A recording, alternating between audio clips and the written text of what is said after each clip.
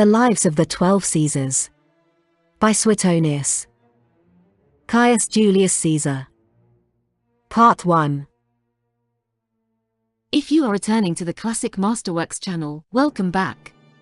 If you are new, please don't forget to like and subscribe and hit the bell notification so that you will be made aware of our latest content. And now, on with the story. Julius Caesar, the Divine, lost his father when he was in the 16th year of his age, and the year following, being nominated to the office of High Priest of Jupiter, he repudiated Cassandra, who was very wealthy, although her family belonged only to the equestrian order, and to whom he had been contracted when he was a mere boy. He then married Cornelia, the daughter of Cinna, who was 4 times consul, and had by her, shortly afterwards, a daughter named Julia. Resisting all the efforts of the dictator Sylla to induce him to divorce Cornelia, he suffered the penalty of being stripped of his sacerdotal office, his wife's dowry, and his own patrimonial estates, and, being identified with the adverse faction, was compelled to withdraw from Rome. After changing his place of concealment nearly every night, although he was suffering from a quartan ague, and having effected his release by bribing the officers who had tracked his footsteps, he at length obtained a pardon through the intercession of the Vestal Virgins, and of Mamercus Aemilius and Aurelius Cotta, his near relatives. We are assured that when Sylla, having withstood for a while the entreaties of his own best friends, persons of distinguished rank, at last yielded to their importunity, he exclaimed, either by a divine impulse, or from a shrewd conjecture, "Your suit is granted, and you may take him among you. But know," he added, "that this man, for whose safety you are so extremely anxious, will, some day or other, be the ruin of the party of the nobles, in defense of which you are leagued with me, for in this one Caesar, you will find many a Marius." His first campaign was served in Asia, on the staff of the praetor, M. Thermus, and being dispatched into Bithynia, to bring thence a fleet, he loitered so long at the court of Nicomedes, as to give occasion to reports of a criminal intercourse between him and that prince, which received additional credit from his hasty return to Bithynia, under the pretext of recovering a debt due to a freedman, his client. The rest of his service was more favorable to his reputation, and when Mytilene was taken by storm, he was presented by Thermus with the civic crown. He served also in Cilicia, under Servilius Esoricus, but only for a short time, as upon receiving intelligence of Sylla's death, he returned with all speed to Rome, in expectation of what might follow from a fresh agitation set on foot by Marcus Lepidus. Distrusting, however, the abilities of this leader, and finding the times less favorable for the execution of this project than he had at first imagined, he abandoned all thoughts of joining Lepidus, although he received the most tempting offers. Soon after this civil discord was composed, he preferred a charge of extortion against Cornelius Dolabella, a man of consular dignity, who had obtained the honor of a triumph. On the acquittal of the accused, he resolved to retire to Rhodes, with the view not only of avoiding the public odium which he had incurred, but of prosecuting his studies with leisure and tranquillity, under Apollonius, the son of Molon, at that time the most celebrated master of rhetoric. While on his voyage thither, in the winter season, he was taken by pirates near the island of Pharmacusa, and detained by them, burning with indignation, for nearly 40 days, his only attendants being a physician and 2 chamberlains. For he had instantly dispatched his other servants and the friends who accompanied him, to raise money for his ransom. 50 talents having been paid down, he was landed on the coast, when, having collected some ships, he lost no time in putting to sea in pursuit of the pirates, and having captured them, inflicted upon them the punishment with which he had often threatened them in jest. At that time Mithridates was ravaging the neighboring districts, and on Caesar's arrival at Rhodes, that he might not appear to lie idle while danger threatened the allies of Rome, he passed over into Asia, and having collected some auxiliary forces, and driven the king's governor out of the province, retained in their allegiance the cities which were wavering, and ready to revolt. Having been elected military tribune, the first honor he received from the suffrages of the people after his return to Rome, he zealously assisted those who took measures for restoring the tribunician authority, which had been greatly diminished during the usurpation of Sylla. He likewise, by an act, which Closius at his suggestion propounded to the people, obtained the recall of Lucius Cinna, his wife's brother, and others with him, who having been the adherents of Lepidus in the civil disturbances, had after that consul's death fled to Sertorius, which law he supported by a speech.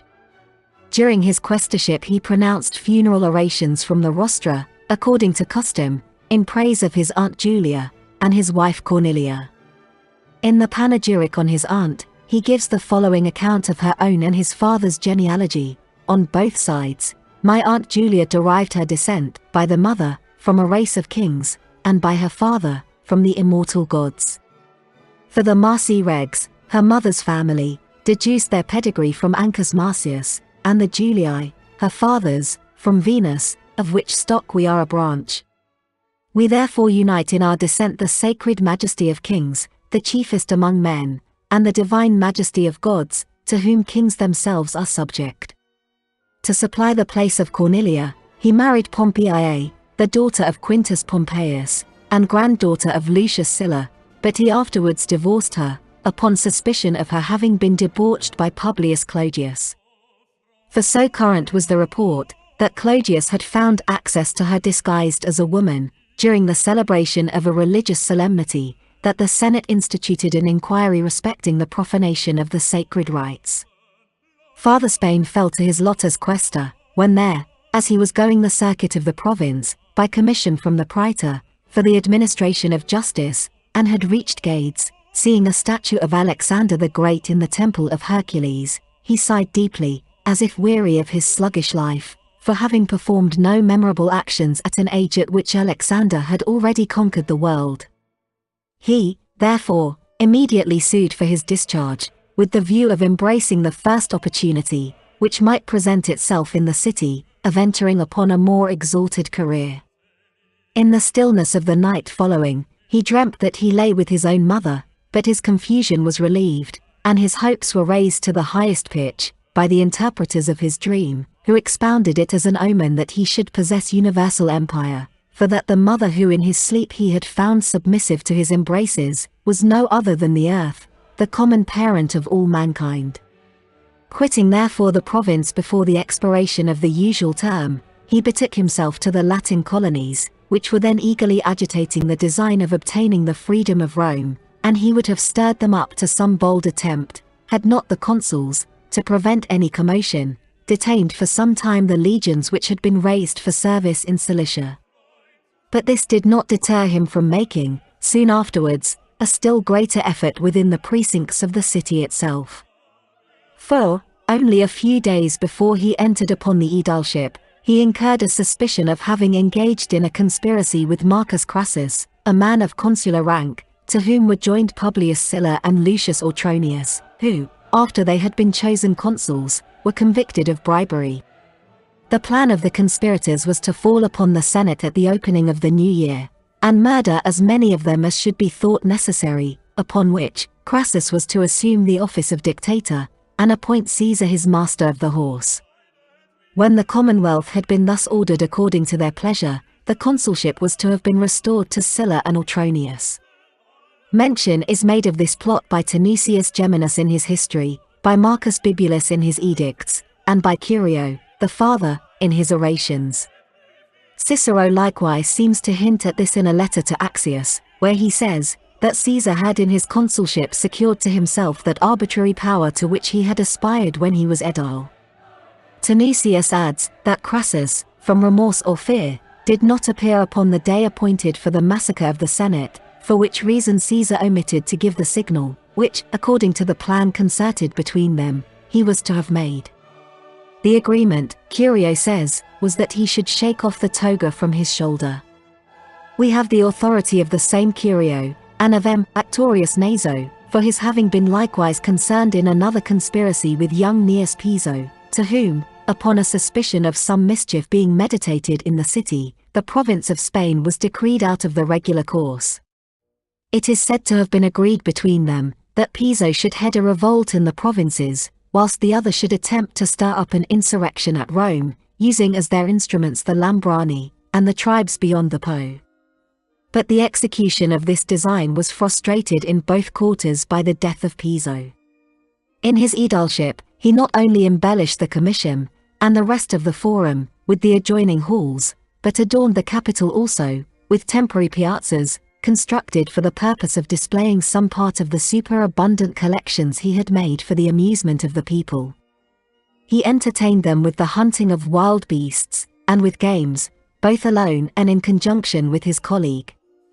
On this account, he obtained the whole credit of the expense to which they had jointly contributed, insomuch that his colleague, Marcus Bibulus, could not forbear remarking, that he was served in the manner of Pollux. For as the temple erected in the Forum to the two brothers, went by the name of Castor alone, so his and Caesar's joint munificence was imputed to the latter only. To the other public spectacles exhibited to the people, Caesar added a fight of gladiators, but with fewer pairs of combatants than he had intended. For he had collected from all parts so great a company of them, that his enemies became alarmed, and a decree was made, restricting the number of gladiators which any one was allowed to retain at Rome. Having thus conciliated popular favor, he endeavored, through his interest with some of the tribunes, to get Egypt assigned to him as a province, by an act of the people. The pretext alleged for the creation of this extraordinary government was, that the Alexandrians had violently expelled their king, whom the Senate had complimented with the title of an ally and friend of the Roman people. This was generally resented, but, notwithstanding, there was so much opposition from the faction of the nobles, that he could not carry his point. In order, therefore, to diminish their influence by every means in his power, he restored the trophies erected in honor of Caius Marius, on account of his victories over Jugurtha, the Cimbri, and the Teutoni, which had been demolished by Sylla, and when sitting in judgment upon murderers, he treated those as assassins, who, in the late proscription, had received money from the treasury, for bringing in the heads of Roman citizens, although they were expressly accepted in the Cornelian laws. He likewise suborned someone to prefer an impeachment for treason against Caius Rabirius, by whose especial assistance the Senate had, a few years before, put down Lucius Saturninus, the seditious tribune, and being drawn by lot a judge on the trial, he condemned him with so much animosity, that upon his appealing to the people, no circumstance availed him so much as the extraordinary bitterness of his judge. Having renounced all hope of obtaining Egypt for his province, he stood candidate for the office of chief pontiff, to secure which, he had recourse to the most profuse bribery. Calculating, on this occasion, the enormous amount of the debts he had contracted, he is reported to have said to his mother, when she kissed him at his going out in the morning to the assembly of the people, "I will never return home unless I am elected pontiff."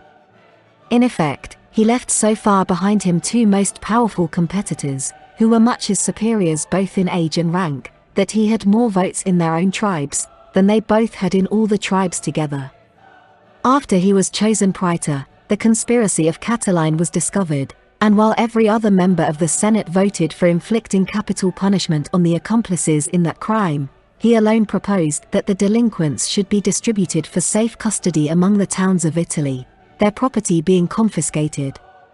He even struck such terror into those who were advocates for greater severity, by representing to them what universal odium would be attached to their memories by the Roman people, that Decius Silanus, consul-elect, did not hesitate to qualify his proposal, it not being very honorable to change it, by a lenient interpretation, as if it had been understood in a harsher sense than he intended, and Caesar would certainly have carried his point, having brought over to his side a great number of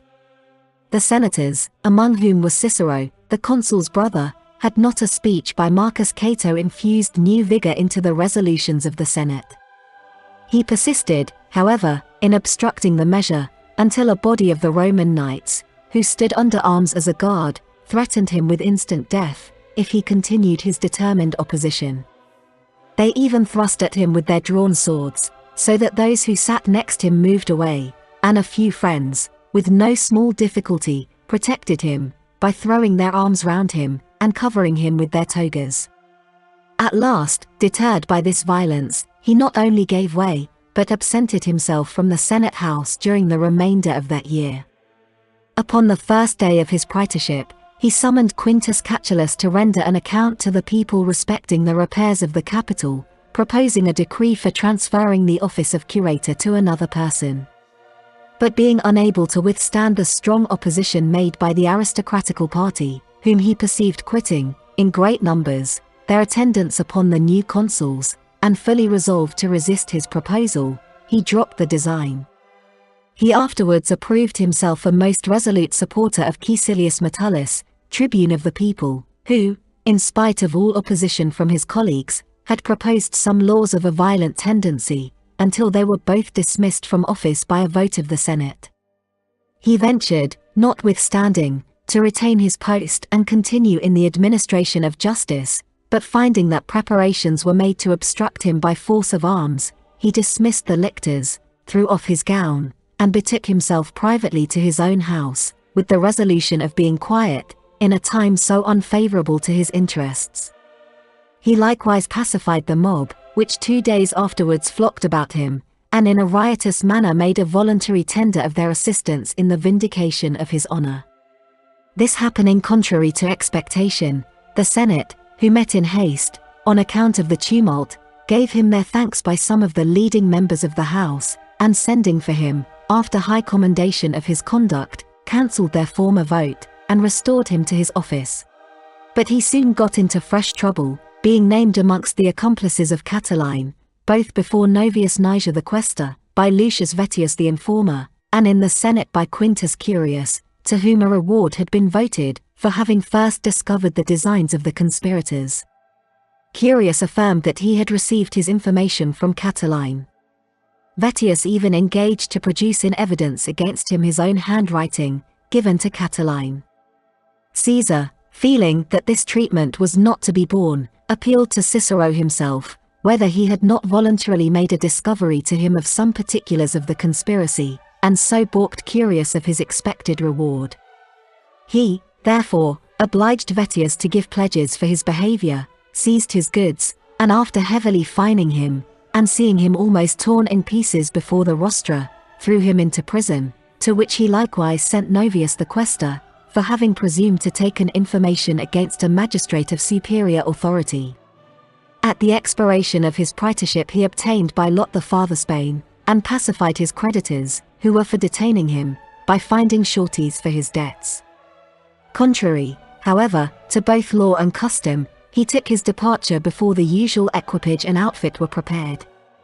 It is uncertain whether this precipitancy arose from the apprehension of an impeachment, with which he was threatened on the expiration of his former office, or from his anxiety to lose no time in relieving the allies, who implored him to come to their aid. He had no sooner established tranquility in the province, than, without waiting for the arrival of his successor, he returned to Rome, with equal haste, to sue for a triumph, and the consulship. The day of election, however, being already fixed by proclamation, he could not legally be admitted a candidate, unless he entered the city as a private person. On this emergency he solicited a suspension of the laws in his favor, but such an indulgence being strongly opposed, he found himself under the necessity of abandoning all thoughts of a triumph, lest he should be disappointed of the consulship. Of the 2 other competitors for the consulship, Lucius Lucius and Marcus Bibulus, he joined with the former, upon condition that Lucius, being a man of less interest but greater affluence, should promise money to the electors, in their joint names. Upon which the party of the nobles, dreading how far he might carry matters in that high office, with a colleague disposed to concur in and second his measures, advised Bibulus to promise the voters as much as the other, and most of them contributed towards the expense, Cato himself admitting that bribery, under such circumstances, was for the public good. He was accordingly elected consul jointly with Bibulus. Actuated still by the same motives, the prevailing party took care to assign provinces of small importance to the new consuls, such as the care of the woods and roads. Caesar, incensed at this indignity, endeavored by the most assiduous and flattering attentions to gain to his side Gnaeus Pompey, at that time dissatisfied with the Senate for the backwardness they showed to confirm his acts, after his victories over Mithridates. He likewise brought about a reconciliation between Pompey and Marcus Crassus, who had been at variance from the time of their joint consulship, in which office they were continually clashing, and he entered into an agreement with both, that nothing should be transacted in the government, which was displeasing to any of the three. Having entered upon his office, he introduced a new regulation, that the daily acts both of the Senate and people should be committed to writing, and published. He also revived an old custom, that an officer should precede him, and his lictors follow him, on the alternate months when the fasces were not carried before him. Upon preferring a bill to the people for the division of some public lands, he was opposed by his colleague, whom he violently drove out of the forum. Next day the insulted consul made a complaint in the Senate of this treatment, but such was the consternation, that no one having the courage to bring the matter forward or move a censure, which had been often done under outrages of less importance, he was so much dispirited, that until the expiration of his office he never stirred from home, and did nothing but issue edicts to obstruct his colleagues' proceedings. From that time, therefore, Caesar had the sole management of public affairs, insomuch that some wags, when they signed any instrument as witnesses, did not add, in the consulship of Caesar and Bibulus, but, of Julius and Caesar, putting the same person down twice, under his name and surname. The following verses likewise were currently repeated on this occasion. Non bibulo quidquam nuper, sed Caesar factum est. Nam bibulo fieri consul nil memoni. Nothing was done in Bibulus's year. No, Caesar only then was consul here. The land of Stellars, consecrated by our ancestors to the gods, with some other lands in Campania left subject to tribute, for the support of the expenses of the government, he divided, but not by lot, among upwards of 20,000 freemen, who had each of them 3 or more children. He eased the publicans, upon their petition, of a third part of the sum which they had engaged to pay into the public treasury, and openly admonished them not to bid so extravagantly upon the next occasion. He made various profuse grants to meet the wishes of others, no one opposing him, or if any such attempt was made, it was soon suppressed. Marcus Cato, who interrupted him in his proceedings, he ordered to be dragged out of the Senate house by a lictor, and carried to prison. Lucius Lucullus, likewise, for opposing him with some warmth, he so terrified with the apprehension of being criminated, that, to deprecate the consul's resentment, he fell on his knees. And upon Cicero's lamenting in some trial the miserable condition of the times, he the very same day, by 9 o'clock, transferred his enemy, Publius Clodius, from a patrician to a plebeian family, a change which he had long solicited in vain.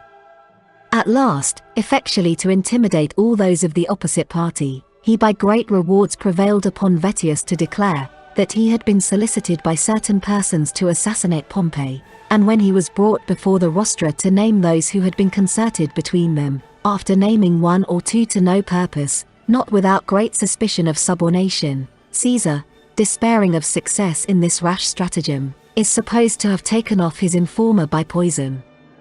About the same time he married Calpurnia, the daughter of Lucius Piso, who was to succeed him in the consulship, and gave his own daughter Julia to Cneius Pompey, rejecting Servilius Scipio, to whom she had been contracted, and by whose means chiefly he had but a little before baffled Bibulus. After this new alliance, he began, upon any debates in the Senate, to ask Pompey's opinion first, whereas he used before to give that distinction to Marcus Crassus, and it was the usual practice for the consul to observe throughout the year the method of consulting the Senate which he had adopted on the calends, the 1st of January. Being, therefore, now supported by the interest of his father-in-law and son-in-law, of all the provinces he made choice of Gaul, as most likely to furnish him with matter and occasion for triumphs. At first indeed he received only Cisalpine Gaul, with the addition of Illyricum, by a decree proposed by Vatinius to the people, but soon afterwards obtained from the Senate Galliacomata also, the senators being apprehensive, that if they should refuse it him, that province, also, would be granted him by the people. Elated now with his success, he could not refrain from boasting, a few days afterwards, in a full Senate house, that he had, in spite of his enemies, and to their great mortification, obtained all he desired, and that for the future he would make them, to their shame, submissive to his pleasure. One of the senators observing, Sarcastically, "That will not be very easy for a woman to do," he jocosely replied. Semiramis formerly reigned in Assyria, and the Amazons possessed great part of Asia. When the term of his consulship had expired, upon a motion being made in the Senate by Caius Memmius and Lucius Domitius, the praetors, respecting the transactions of the year past, he offered to refer himself to the house, but they declining the business, after 3 days spent in vain altercation, he set out for his province. Immediately, however, his quaestor was charged with several misdemeanors, for the purpose of implicating Caesar himself. Indeed, an accusation was soon after preferred against him by Lucius Antistius, tribune of the people, but by making an appeal to the tribune's colleagues, he succeeded in having the prosecution suspended during his absence in the service of the state. To secure himself, therefore, for the time to come, he was particularly careful to secure the goodwill of the magistrates at the annual elections, assisting none of the candidates with his interest, nor suffering any persons to be advanced to any office, who would not positively undertake to defend him in his absence, for which purpose he made no scruple to require of some of them an oath, and even a written obligation. But when Lucius Domitius became a candidate for the consulship, and openly threatened that, upon his being elected consul, he would effect that which he could not accomplish when he was praetor, and divest him of the command of the armies, he sent for Crassus and Pompey to Lucca, a city in his province, and pressed them, for the purpose of disappointing Domitius, to sue again for the consulship, and to continue him in his command for 5 years longer, with both which requisitions they complied. Presumptuous now from his success, he added, at his own private charge, more legions to those which he had received from the Republic, among the former of which was one levied in Transalpine Gaul, and called by a Gallic name, a lauder, which he trained and armed in the Roman fashion, and afterwards conferred on it the freedom of the city. From this period he declined no occasion of war, however unjust and dangerous, attacking, without any provocation, as well the allies of Rome as the barbarous nations which were its enemies, insomuch that the Senate passed a decree for sending commissioners to examine into the condition of Gaul, and some members even proposed that he should be delivered up to the enemy. But so great had been the success of his enterprises, that he had the honor of obtaining more days of supplication, and those more frequently, than had ever before been decreed to any commander.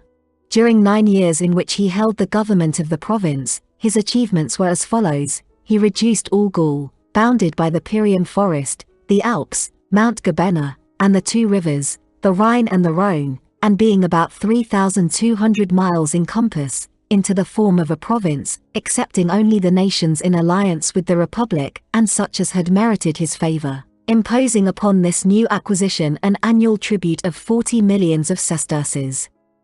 He was the first of the Romans who, crossing the Rhine by a bridge, attacked the Germanic tribes inhabiting the country beyond that river, whom he defeated in several engagements.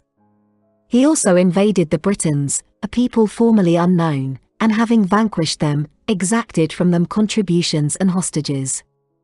Amidst such a series of successes, he experienced thrice only any signal disaster, once in Britain, when his fleet was nearly wrecked in a storm, in Gaul, at Gergovia, where one of his legions was put to the rout, and in the territory of the Germans, his lieutenants Titurius and Aurunculeius were cut off by an ambuscade.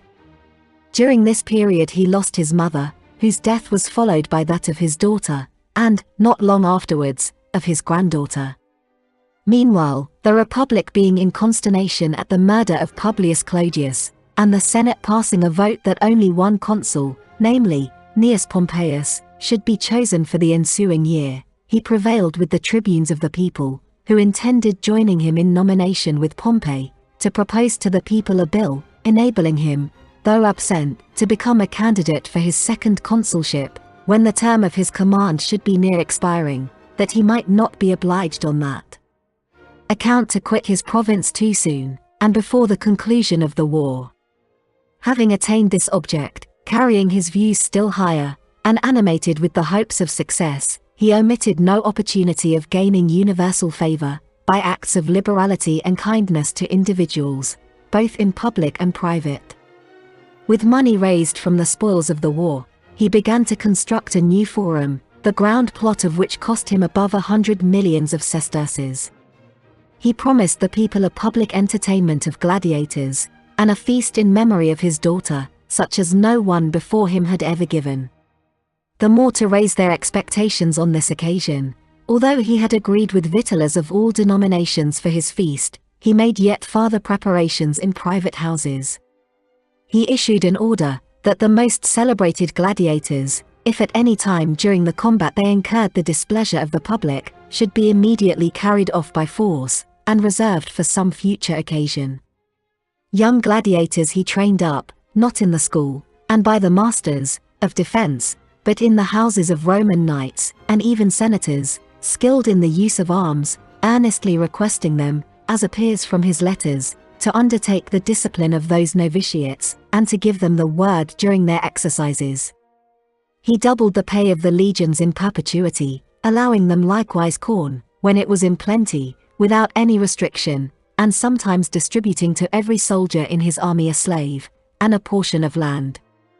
To maintain his alliance and good understanding with Pompey, he offered him in marriage his sister's granddaughter Octavia, who had been married to Caius Marcellus, and requested for himself his daughter, lately contracted to Faustus Sylla. Every person about him, and a great part likewise of the Senate, he secured by loans of money at low interest, or none at all, and to all others who came to wait upon him, either by invitation or of their own accord, he made liberal presents, not neglecting even the freedmen and slaves, who were favorites with their masters and patrons. He offered also singular and ready aid to all who were under prosecution, or in debt, and to prodigal youths, excluding from his bounty those only who were so deeply plunged in guilt, poverty, or luxury, that it was impossible effectually to relieve them. These, he openly declared, could derive no benefit from any other means than a civil war. He endeavored with equal assiduity to engage in his interest princes and provinces in every part of the world, presenting some with thousands of captives, and sending to others the assistance of troops, at whatever time and place they desired, without any authority from either the Senate or people of Rome. He likewise embellished with magnificent public buildings the most powerful cities not only of Italy, Gaul, and Spain, but of Greece and Asia, until all people being now astonished, and speculating on the obvious tendency of these proceedings, Claudius Marcellus, the consul, declaring first by proclamation, that he intended to propose a measure of the utmost importance to the state, made a motion in the Senate that some person should be appointed to succeed Caesar in his province, before the term of his command was expired, because the war being brought to a conclusion, peace was restored, and the victorious army ought to be disbanded. He further moved, that Caesar being absent, his claims to be a candidate at the next election of consuls should not be admitted, as Pompey himself had afterwards abrogated that privilege by a decree of the people.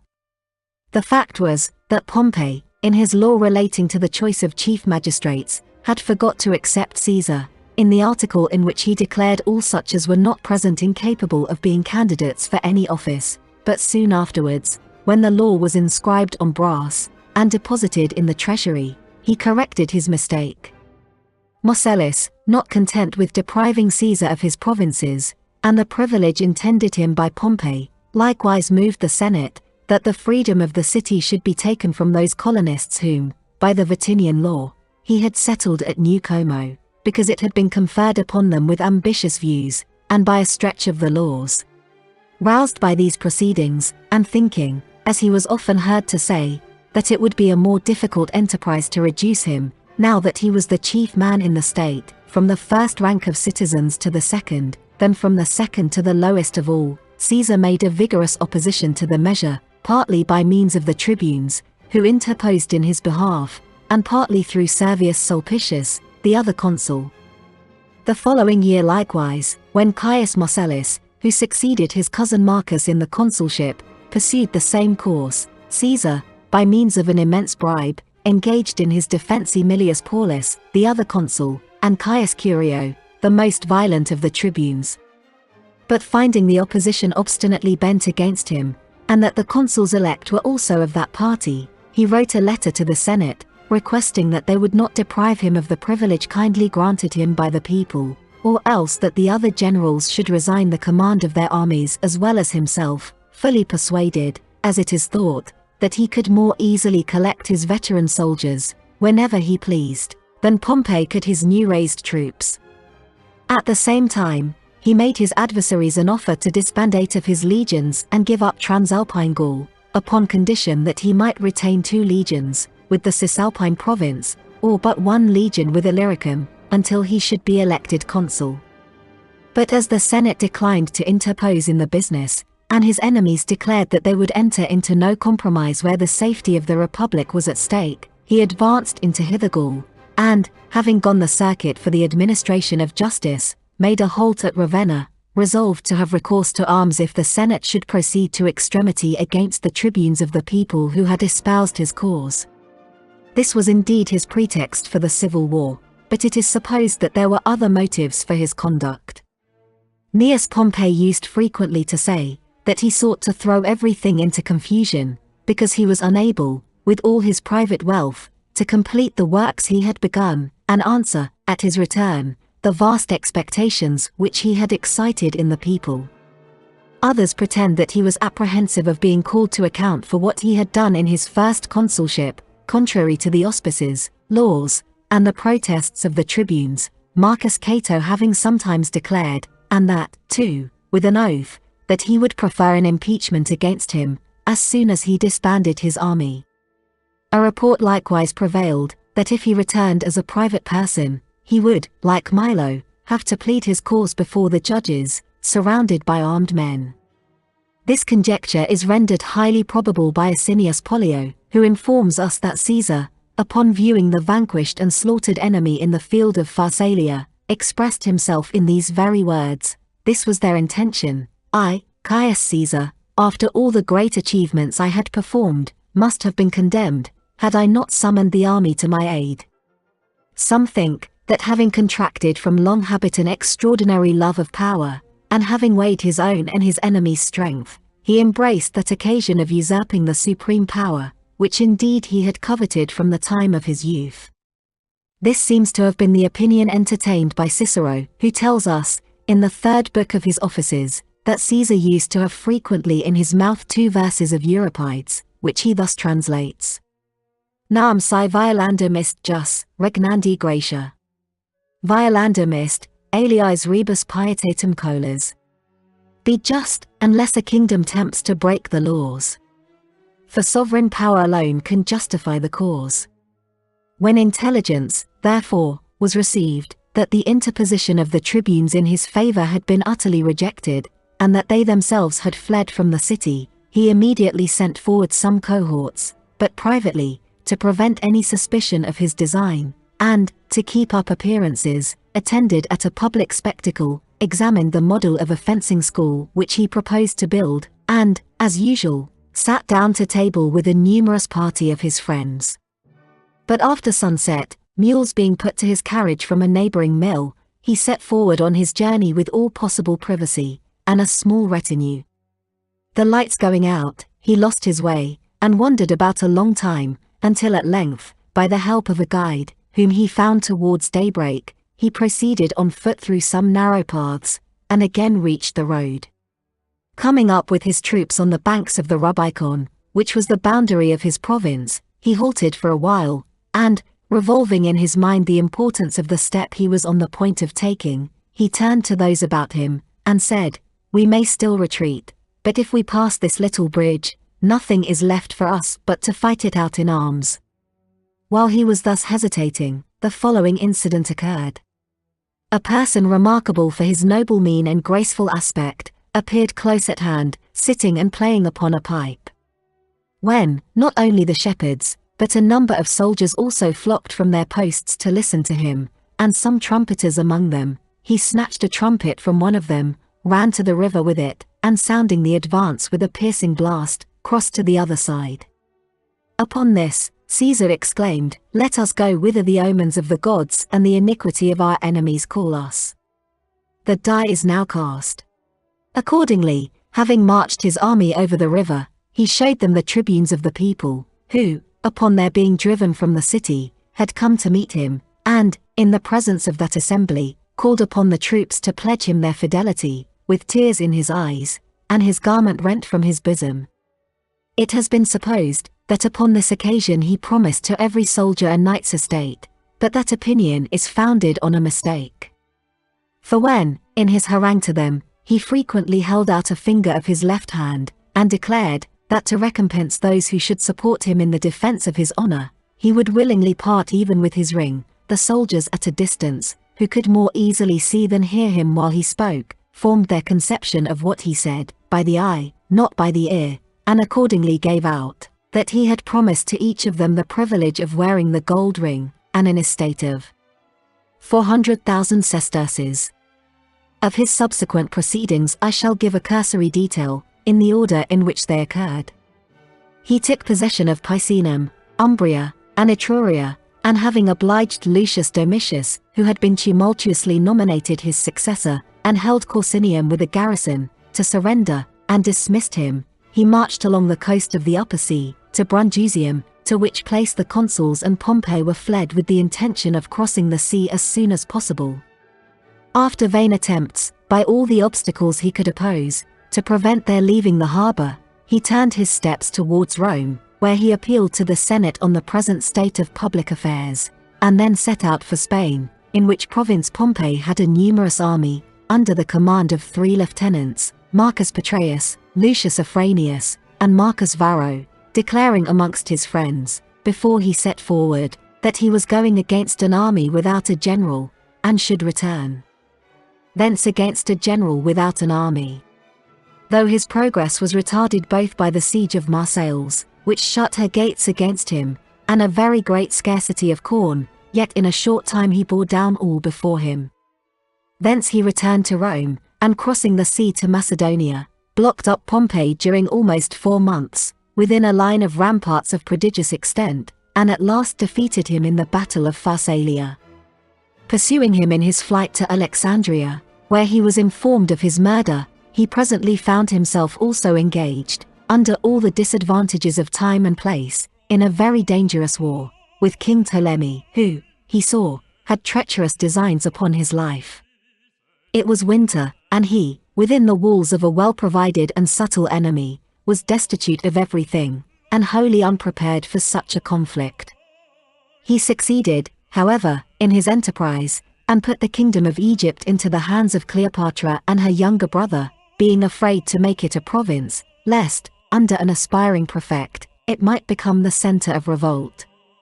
From Alexandria he went into Syria, and thence to Pontus, induced by intelligence which he had received respecting Pharnaces. This prince, who was son of the great Mithridates, had seized the opportunity which the distraction of the times offered for making war upon his neighbors, and his insolence and fierceness had grown with his success. Caesar, however, within 5 days after entering his country, and 4 hours after coming in sight of him, overthrew him in one decisive battle. Upon which, he frequently remarked to those about him the good fortune of Pompey, who had obtained his military reputation, chiefly, by victory over so feeble an enemy. He afterwards defeated Scipio and Juba, who were rallying the remains of the party in Africa, and Pompey's sons in Spain. During the whole course of the civil war, he never once suffered any defeat, except in the case of his lieutenants, of whom Caius Curio fell in Africa, Caius Antonius was made prisoner in Illyricum, Publius Dolabella lost a fleet in the same Illyricum, and Gnaeus Domitius Culvinus, an army in Pontus. In every encounter with the enemy where he himself commanded, he came off with complete success, nor was the issue ever doubtful, except on 2 occasions, once at Dyrrachium, when, being obliged to give ground, and Pompey not pursuing his advantage, he said that Pompey knew not how to conquer. The other instance occurred in his last battle in Spain, when, despairing of the event, he even had thoughts of killing himself. For the victories obtained in the several wars, he triumphed 5 different times, after the defeat of Scipio, 4 times in 1 month, each triumph succeeding the former by an interval of a few days, and once again after the conquest of Pompey's sons. His first and most glorious triumph was for the victories he gained in Gaul, the next for that of Alexandria, the third for the reduction of Pontus, the fourth for his African victory, and the last for that in Spain, and they all differed from each other in their varied pomp and pageantry. On the day of the Gallic triumph, as he was proceeding along the street called Velabrum, after narrowly escaping a fall from his chariot by the breaking of the axle-tree, he ascended the Capitol by torchlight, 40 elephants carrying torches on his right and left. Amongst the pageantry of the Pontic triumph, a tablet with this inscription was carried before him: I came, I saw, I conquered, not signifying, as other mottos on the like occasion, what was done, so much as the dispatch with which it was done. To every foot soldier in his veteran legions, besides the 2,000 sesterces paid him in the beginning of the Civil War, he gave 20,000 more, in the shape of prize money. He likewise allotted them lands, but not in contiguity, that the former owners might not be entirely dispossessed. To the people of Rome, besides 10 modii of corn, and as many pounds of oil, he gave 300 sesterces a man, which he had formerly promised them, and 100 more to each for the delay in fulfilling his engagement. He likewise remitted a year's rent due to the treasury, for such houses in Rome as did not pay above 2,000 sesterces a year, and through the rest of Italy, for all such as did not exceed in yearly rent 500 sesterces. To all this he added a public entertainment, and a distribution of meat, and, after his Spanish victory, 2 public dinners. For, considering the first he had given as too sparing, and unsuited to his profuse liberality, he, 5 days afterwards, added another, which was most plentiful. The spectacles he exhibited to the people were of various kinds, namely, a combat of gladiators, and stage plays in the several wards of the city, and in different languages, likewise Circensian games, wrestlers, and the representation of a sea fight. In the conflict of gladiators presented in the Forum, Furius Leptinus, a man of Praetorian family, entered the lists as a combatant, as did also Quintus Calpinus, formerly a senator, and a pleader of causes. The Pyrrhic dance was performed by some youths, who were sons to persons of the first distinction in Asia and Bithynia. In the plays, Decimus Liberius, who had been a Roman knight, acted in his own piece, and being presented on the spot with 500,000 sesterces, and a gold ring, he went from the stage, through the orchestra, and resumed his place in the seats allotted for the equestrian order. In the Circensian games, the circus being enlarged at each end, and a canal sunk round it, several of the young nobility drove chariots, drawn, some by 4, and others by 2 horses, and likewise rode races on single horses. The Trojan game was acted by 2 distinct companies of boys, one differing from the other in age and rank. The hunting of wild beasts was presented for 5 days successively, and on the last day a battle was fought by 500 foot, 20 elephants, and 30 horse on each side. To afford room for this engagement, the goals were removed, and in their space 2 camps were pitched, directly opposite to each other. Wrestlers likewise performed for 3 days successively, in a stadium provided for the purpose in the Campus Martius. A lake having been dug in the little Cordetta, ships of the Tyrian and Egyptian fleets, containing 2, 3, and 4 banks of oars, with a number of men on board, afforded an animated representation of a sea fight. To these various diversions there flocked such crowds of spectators from all parts, that most of the strangers were obliged to lodge in tents erected in the streets, or along the roads near the city. Several in the throng were squeezed to death, amongst whom were 2 senators. Turning afterwards his attention to the regulation of the Commonwealth, he corrected the calendar, which had for some time become extremely confused, through the unwarrantable liberty which the pontiffs had taken in the article of intercalation. To such a height had this abuse proceeded, that neither the festivals designed for the harvest fell in summer, nor those for the vintage in autumn. He accommodated the year to the course of the sun, ordaining that in future it should consist of 365 days without any intercalary month, and that every 4th year an intercalary day should be inserted. That the year might thenceforth commence regularly with the calends, or 1st of January, he inserted 2 months between November and December, so that the year in which this regulation was made consisted of 15 months, including the month of intercalation, which, according to the division of time then in use, happened that year. He filled up the vacancies in the Senate by advancing several plebeians to the rank of patricians, and also increased the number of praetors, aediles, quaestors, and inferior magistrates, restoring, at the same time, such as had been degraded by the censors, or convicted of bribery at elections. The choice of magistrates he so divided with the people, that, accepting only the candidates for the consulship, they nominated one half of them, and he the other. The method which he practiced in those cases was, to recommend such persons as he had pitched upon, by bills dispersed through the several tribes to this effect: Caesar the dictator to such a tribe, naming it, I recommend to you, naming likewise the persons, that by the favor of your votes they may attain to the honors for which they sue. He likewise admitted to offices the sons of those who had been proscribed. The trial of causes he restricted to 2 orders of judges, the equestrian and senatorial, excluding the tribunes of the treasury who had before made a 3rd class. The revised census of the people he ordered to be taken neither in the usual manner or place, but street, by the principal inhabitants of the several quarters of the city, and he reduced the number of those who received corn at the public cost, from 320 to 150,000. To prevent any tumults on account of the census, he ordered that the praetor should every year fill up by lot the vacancies occasioned by death, from those who were not enrolled for the receipt of corn. 80,000 citizens having been distributed into foreign colonies, he enacted, in order to stop the drain on the population, that no freeman of the city above 20, and under 40, years of age, who was not in the military service, should absent himself from Italy for more than 3 years at a time, that no senator's son should go abroad, unless in the retinue of some high officer, and as to those whose pursuit was tending flocks and herds, that no less than 1/3 of the number of their shepherds freeborn should be youths. He likewise made all those who practiced physic in Rome, and all teachers of the liberal arts, free of the city, in order to fix them in it, and induce others to settle there.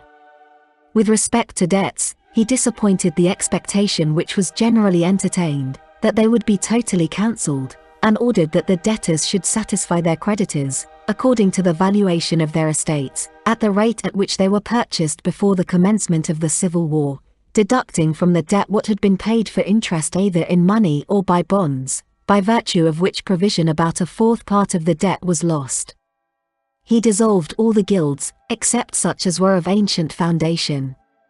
Crimes were punished with greater severity, and the rich being more easily induced to commit them because they were only liable to banishment, without the forfeiture of their property, he stripped murderers, as Cicero observes, of their whole estates, and other offenders of 1/2. He was extremely assiduous and strict in the administration of justice.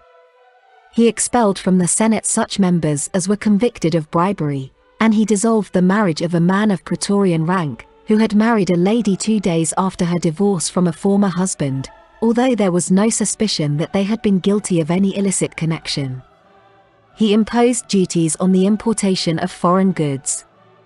The use of litters for traveling, purple robes, and jewels, he permitted only to persons of a certain age and station, and on particular days. He enforced a rigid execution of the sumptuary laws, placing officers about the markets, to seize upon all meats exposed to sell contrary to the rules, and bring them to him, sometimes sending his lictors and soldiers to carry away such victuals as had escaped the notice of the officers, even when they were upon the table. His thoughts were now fully employed from day to day on a variety of great projects for the embellishment and improvement of the city, as well as for guarding and extending the bounds of the empire. In the first place, he meditated the construction of a temple to Mars, which should exceed in grandeur everything of that kind in the world. For this purpose, he intended to fill up the lake on which he had entertained the people with the spectacle of a sea fight.